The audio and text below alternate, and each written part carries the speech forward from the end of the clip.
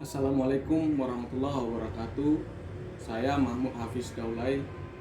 Hari ini mencoba mempresentasikan sebuah makalah yang bertema organisasi pemerintahan. Baik, kita langsung aja. Organisasi pemerintahan kita bagi menjadi dua, organisasi dan pemerintahan. Lalu kita kupas apa itu organisasi.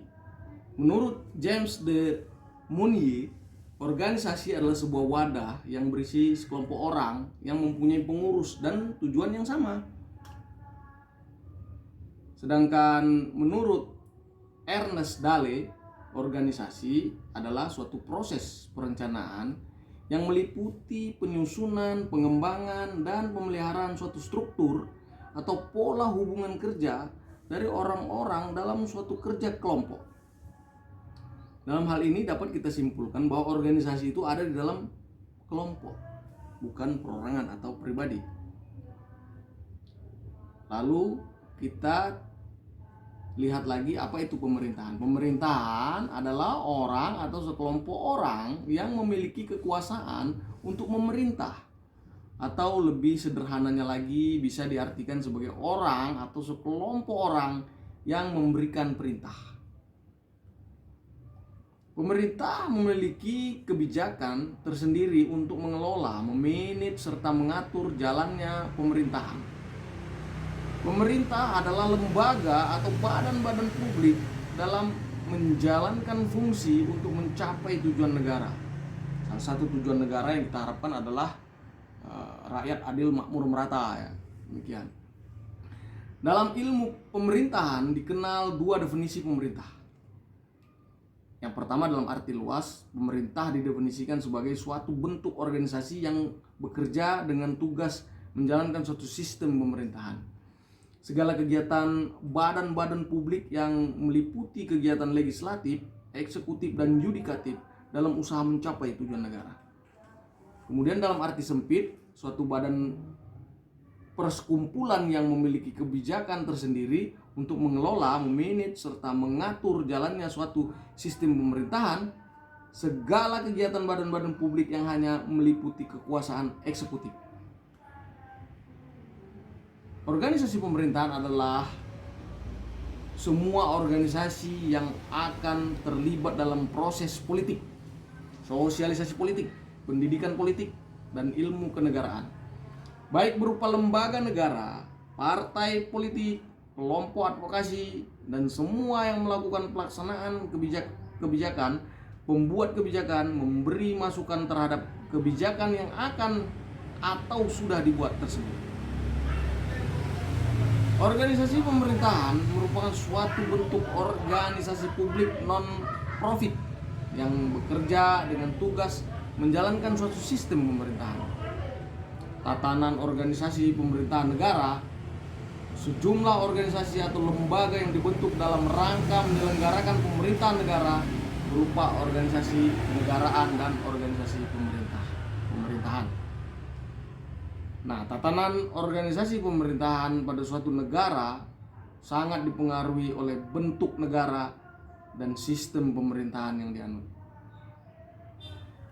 Tatanan organisasi pemerintahan negara juga dipengaruhi oleh tata nilai yang dianut berupa filsafat, cita-cita, dan tujuan bernegara, serta perkembangan lingkungan strategik yang dihadapi baik dalam tatanan nasional maupun dalam tatanan internasional. Lalu kemudian tatanan organisasi kenegaraan. Ada beberapa prinsip yang harus diperhatikan dalam tatanan lembaga negara agar setiap organisasi pemerintahan negara maksud saya dapat melaksanakan tugas secara proporsional, baik, dan efektif. Mari kita lihat. Prinsip yang pertama yaitu prinsip kesatuan pemerintahan, di mana konsekuensi dari prinsip ini ialah menempatkan presiden sebagai kepala pemerintahan negara yang mempunyai wewenang menetapkan pengangkatan ataupun pemberhentian kepala daerah berdasarkan usulan DPRD. Prinsip kesatuan pemerintahan juga ditandai dengan dilaksanakannya asas dekonsentralisasi. Maksud saya asas dekonsentralis dalam penyelenggaraan pemerintahan, yaitu pelimpahan wewenang dari pemerintah pusat pada wakilnya atau pada perangkat pusat di daerah. Yang kedua, prinsip kedaulatan rakyat. Dalam negara demokrasi, kedaulatan ada di tangan rakyat.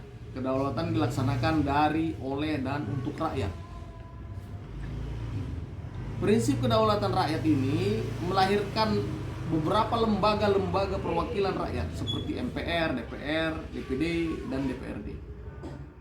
Prinsip kedaulatan rakyat juga ditandai dengan partisipasi rakyat dalam penyelenggaraan pemerintahan dan pembangunan di seluruh wilayah negara melalui organisasi pemerintah pusat.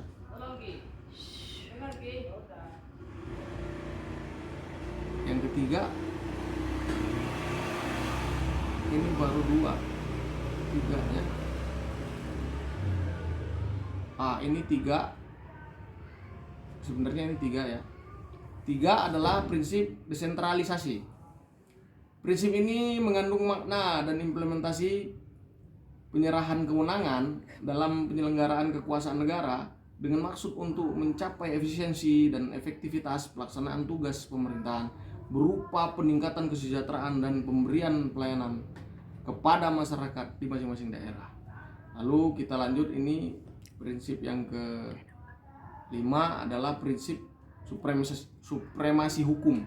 Prinsip ini merupakan syarat bagi seluruh aparatur kenegaraan dan pemerintahan serta masyarakat wajib mematuhi dan menjunjung tinggi hukum serta selalu berupaya menegakkan hukum demi terwujudnya keadilan. Yang terakhir adalah prinsip pertanggungjawaban. Dalam prinsip ini, setiap penyelenggara negara oleh lembaga negara wajib dipertanggungjawabkan kepada publik, baik dari segi hasil maupun dari segi finansial melalui pemeriksaan keuangan dan penilaian atas kinerja yang diperoleh. Inilah prinsip pertanggungjawaban, juga transparansi publik.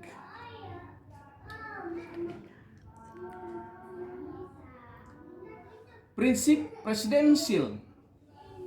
Dalam prinsip ini, presiden merupakan kepala pemerintahan yang berwenang membentuk dewan menteri yang disebut kabinet yang terdiri dari para menteri. Prinsip pembagian daerah. Berdasarkan prinsip ini, wilayah negara Kesatuan Republik Indonesia dibagi atas daerah-daerah provinsi, daerah kabupaten, dan kota.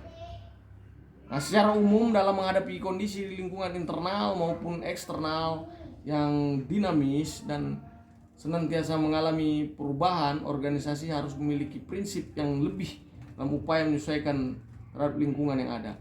Organisasi pemerintahan harus mampu dan siap untuk berubah mengikuti arus yang mengglobal, di mana cakupannya yang tidak hanya semakin luas tapi juga semakin kompleks. Karena dengan kondisi persaingan di era global ini, keberhasilan organisasi pemerintahan akan sangat mempengaruhi oleh sejauh mana pemerintah mampu menerapkan quick response dalam organisasi untuk menghadapi setiap perubahan yang terjadi baik di lingkungan internal maupun lingkungan eksternal, sehingga mampu mencapai tujuannya. Saya kira demikian apa yang bisa saya paparkan apa itu organisasi pemerintahan. Lebih dan kurang ini yang bisa saya sampaikan. Terima kasih. Wabillahi taufiq wal hidayah. Wassalamualaikum warahmatullahi wabarakatuh.